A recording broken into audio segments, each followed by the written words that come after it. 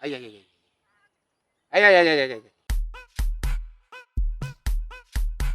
Yini lo sokucabangana? Akucabanga ngehloko wakho le. Qala phansi. Nasi ke bo. Ngwatha uthaba.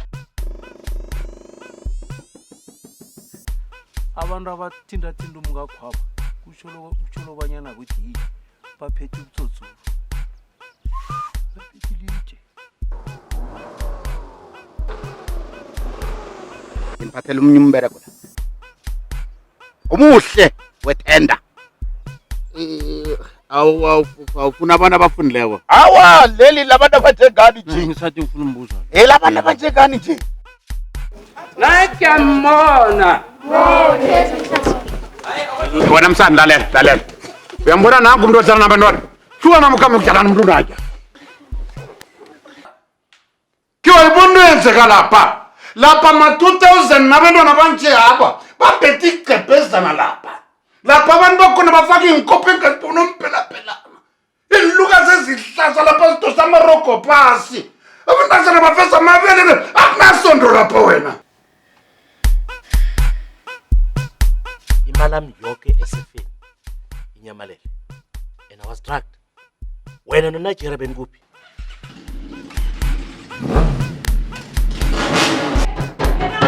Kenani angakhiyi.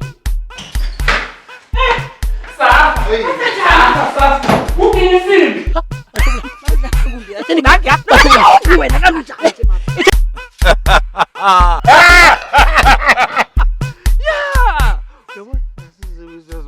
Uyangikaraka ngifana kithi nawunjani? Uyamlisa. Uyamlisa. Wena bisumuntu wena ke. Uyamlisa na. Sahathini lapha sikana abantu wena buya wena. Lapha luyajola.